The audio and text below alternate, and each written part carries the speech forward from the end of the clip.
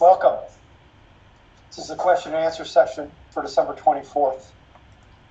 As always, we have with us Public Health Director Annette Rodriguez and Dr. Chris Bird. They're going to be addressing questions received this week. Please feel free to add any questions or follow-up questions, anything else you'd like to know into the chat for Facebook and YouTube. And today we're going to be talking about our main topics are the interventions, hospitalizations, vaccines, and the new virus strains. So stay tuned for answers to those topics.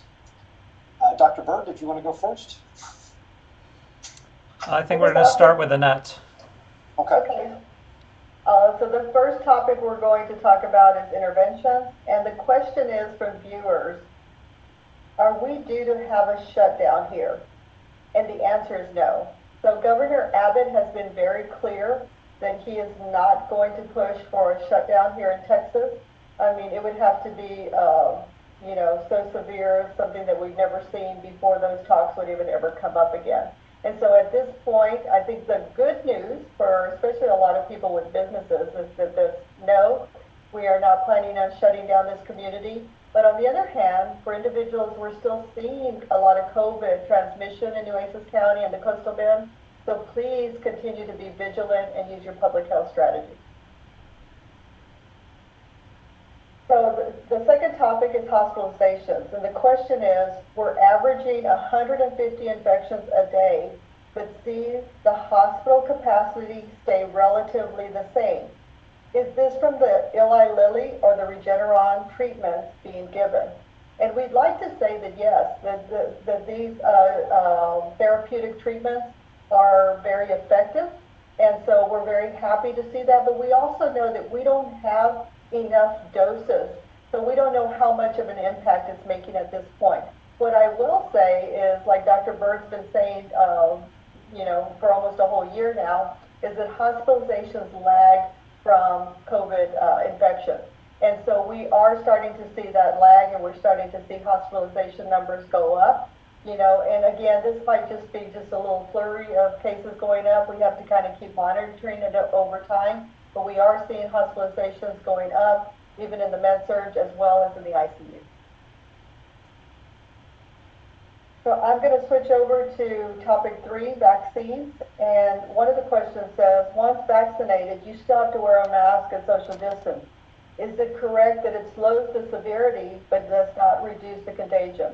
And so, yes, if you get the vaccine, and I got my vaccine yesterday, by the way, so I'm excited to tell everybody that. It was great. I was a little sore last night, but woke up, and it's perfect. I was thinking I was going to be more sore today, but it wasn't that way. So you do have to continue to wear a mask. You can't just throw your mask off after your second dose, because we know that the vaccine is coming in very slowly still at this point. It's trickling in. So we need to make sure that we have enough of the community vaccinated or previously infected with COVID-19 before we're all able to kind of take off those masks and know that we're safe from picking up the virus. So yes, you do have to continue to wear a mask. You do have to continue to social distance. You have to continue to wash your hands. All of those things that we've talked about in the past have to continue even after your 2 doses. Right, and something that we're not sure about yet is whether or not after you're vaccinated, if you do become infected with COVID, are you still contagious? And so that's a question that remains outlying that will probably be answered fairly quickly as more people get vaccinated and there's more data on that. That's true. Okay, so I'm going to pick it up from here in the vaccines. The next question. Coronavirus has been around since the 60s. Why has there not been a vaccine prior?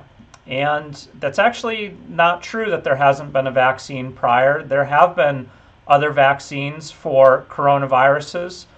Most recently, the MERS coronavirus, that's MERS, that was something that got contained. And so we don't know about that vaccine as much because the virus was contained before it really became a global pandemic. Also, SARS-CoV-1. the original version of now the virus that's spreading around the world, there's also a vaccine for that virus. So coronavirus has been known to infect humans since 1965. It was discovered in the 1930s in chickens, and there have been vaccines made, but they don't work on this new coronavirus, and that's why this has been such a huge problem for the world. It's one of the reasons that, and that there's a fairly high fatality rate from the present SARS-CoV-2 virus that we're combating. The next. Yes, and also, yep, go ahead. If I may add, Dr. Bird, yep. We also had H1N1 in 2009-10, the swine flu. That's a coronavirus, and they did create a vaccine for that. The first was a flu mist, which actually was a live attenuated vaccine that you sprayed in your nose to get vaccinated. But we also know that we have coronaviruses that circulate seasonally. So every year we get our flu vaccine. So there are other coronavirus, as mentioned, and there's some that, that they can make vaccine for. And this one, we're just happy that, within a year's time, they were able to make this vaccine for the COVID-19.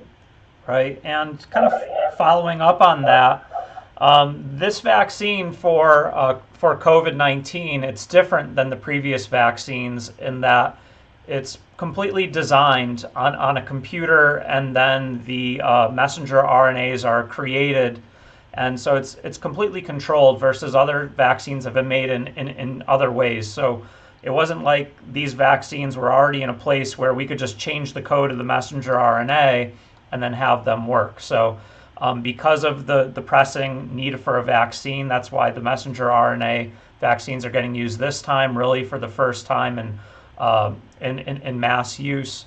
And this is the reason why we couldn't just change the code on some of those old vaccines, because they were made a different way that don't allow us to flex that quickly from one type of spike protein to another type.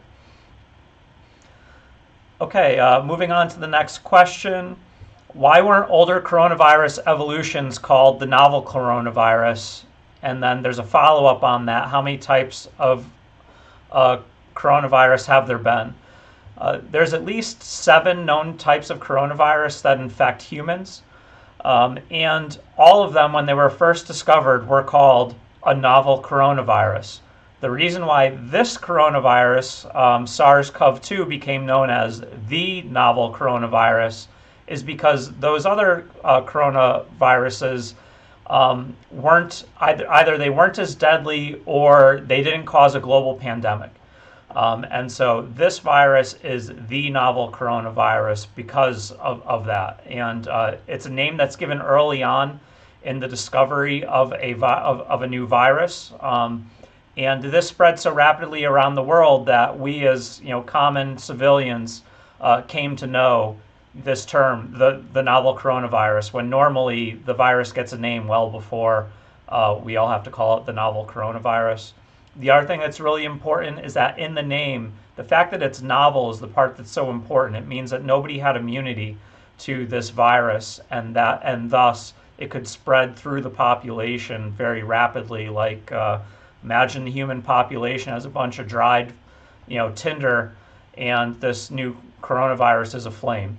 And that's why the fact that it's novel was so important. If I could also add to that, Dr. Bird, going back to H1N1 for a minute, it was also the novel H1N1. It had never, we had never seen it before. It was new in 2009, 2010. And now today we have H1N1 as part of our seasonal flu. So we're still seeing it 10 years later, but we have the seasonal flu shot to kind of help with H1N1 now, but I'm talking 10 years moving forward. But at the time it was a novel H1N1. A lot of people picked up the name, though the more common name became the swine flu. All right, very interesting. Okay, moving on to the new virus strains, and this is something that really caught my attention on Sunday when I first read about this. The first question is, does the vaccine cover the mutated strains from these new evolutions of coronavirus? And the answer to that is yes, and sort of. So first, scientists agree that they believe that the current vaccines will be mostly effective against this new variant, or the new new variant or new lineage that has emerged in England. But they do think that the vaccines won't be quite as effective. So instead of maybe a 95% effectiveness, I've read some scientists say, well, maybe it would be something more like 85% effective against this new strain. Now, I'm not saying that they're 85% effective. We don't know that yet. But the experts are saying that because of a mutation in a key target of the vaccine, they think that the vaccines, as presently designed, won't be quite as effective against this variant, but they'll still be very effective. An efficacy in the 80% is still really high. And I know that Pfizer and Moderna are working on this right now to determine how effective their vaccines are against this virus. Nat, do you have anything to add to that? Well, yes. One of the Moderna doctors spoke at one of our WebEx a few days ago, and she basically said, yes, the scientists with Moderna are looking at this very carefully, the mutation. But viruses all mutate. That is what they do. That's how they're made to survive, and they do it very well. And so they're expecting, a certain amount of mutation. What they've seen at this point is that the mutation isn't at that level where they actually have to change the vaccine. And so that's good news for us, that the vaccine that we're currently receiving is still very effective. If we find out differently, they can go and change, like Dr. Bird said, the mRNA very easily because it's made in a lab. And so they can change it, and then we can get more vaccine with the new changed mRNA. And so, I think we're a lot further down than people realize, and so we're getting close to getting to the other side. We're just not there quite yet. We need more vaccine rolling in. We need this virus not to mutate, and if it does, we need to change that vaccine as quickly as possible with that mRNA and make sure that the vaccine that we are using in our communities are efficacious. All right, thank you. So I have a question that a viewer is asking here, and they're saying, I'm very aware the new strains are 70% more contagious. Are they as deadly? And so, we really don't know a lot about these new strains right now, but what I am hearing is that there have been 4 fatalities in approximately 1,000 confirmed infected people with the new strain. And that rate is very similar to the rate that we're seeing with the COVID-19 in the current strain. And so, no, it wouldn't be more deadly. It would be just as deadly as what we have currently. So thank you for that question. Yep, and following up on that, the real concern is the 70% more contagious. And while the fatality rates are believed to be the same, if more people get infected, then there would be more fatalities with this new strain. It's harder to contain it, and it's harder to decrease the transmission rates. It's harder to have COVID-19 go into a decline with this new strain, and that's really the way that it was discovered, was that in one part of England they did a lockdown, and it didn't change the dynamics of COVID. It was still spreading. And that's when they started sequencing and discovered this new strain. So it's something that we're watching very closely, and will update you as necessary. Let's see, Tiffany and Jason. Oh, sorry, Annette, go ahead. Yeah, I was just going to say, Dr. Bird, since you're on that topic, since we're going into Christmas, which somebody told me I think it's tomorrow. So as we're going into Christmas and the holidays, our transmission rate is currently above 1, is it not? And so we still need to be very careful because it's a lot harder to control at this point. Yeah, so right now the transmission rate is it's definitely above 1. We're estimating it's around 1.15. Hospitalizations are going up, cases are going up. And the big question is what's going to happen with Christmas and with New Year's and with these winter holidays. Are we going to see the same sort of effect that we did with Thanksgiving, where we seem to, for the most part, have done really good in mitigating the spread of COVID during the holiday of Thanksgiving? If we do that again, then we should be in a pretty good place. But if we don't, I've run scenarios of what will happen if we celebrate like it's last year, and by the first week of the new year, we'd be going into that businesses rolling back to 50%, and the number of people in the ICU in these simulations can double in 11 days. So we're nowhere near out of the woods. I think it's really important for people to realize this, and that 2020 is not a normal year. Christmas 2020 should be different than Christmas 2019 or any other Christmas you've had, or New Year's, and we want to make sure that we're being responsible, and not just for ourselves, but for our loved ones and other people in the community that may be at higher risk than maybe we are.